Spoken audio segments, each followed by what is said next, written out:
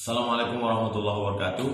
Menindaklanjuti himbauan dunia internasional, pemerintah pusat, provinsi, kabupaten, kota, kampus, sekolah, institusi agar menghindari kerumunan massa, tidak ada kontak langsung, maka saya tidak dapat mengisi jadwal-jadwal dalam waktu dekat ini sejak 16 Maret 2020 hingga batas waktu yang tidak ditentukan, hingga waktu kembali kondusif.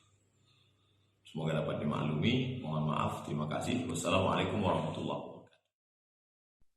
Ustadz Abdul Somad bicara tentang fatwa Majelis Ulama Indonesia mengenai sholat di rumah saat pandemi virus corona. Dia menjawab kerisauan sebagian orang.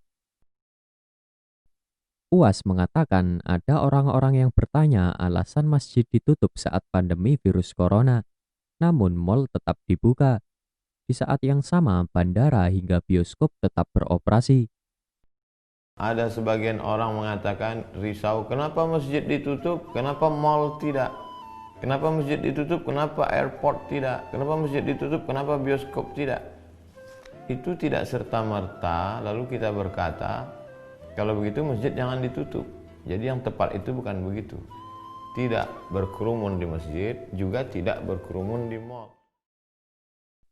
UAS mengatakan jangan sampai seseorang tidak sholat berjamaah di masjid dengan alasan takut tertular virus corona, namun malah berjalan-jalan di mal.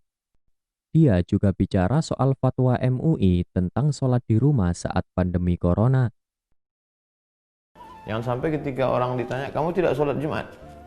Saya takut nanti tersebar virus. Dia tidak sholat Jumat, dia tidak sholat berjamaah, tapi ke mal. Tapi orang asing yang tidak steril dibiarkan masuk. Ini tidak benar. MUI sebelumnya membuat fatwa bahwa orang yang sudah terpapar virus corona serta yang berada di kawasan dengan penularan tinggi boleh sholat di rumah masing-masing. UAS percaya dengan MUI. Dia juga mengikuti sikap ulama-ulama Mesir soal sholat di rumah.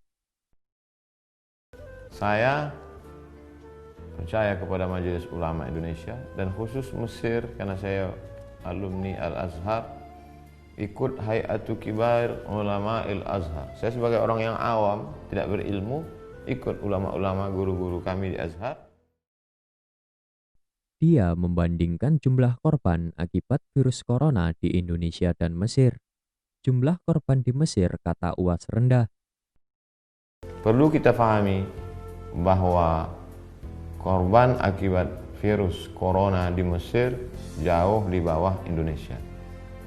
Coba lihat pengumuman, paling tinggi di atas Cina, setelah itu Italia, setelah itu Iran. Kita, Mesir jauh di bawah. Oleh sebab itu Mesir saja langkahnya begitu, apalagi kita. Ya Rasulullah, Assalamu alayka ya habibi, ya Nabi Allah. Assalamu alayka ya Rasulullah. Assalamu alayka ya habibi, ya Nabi Allah.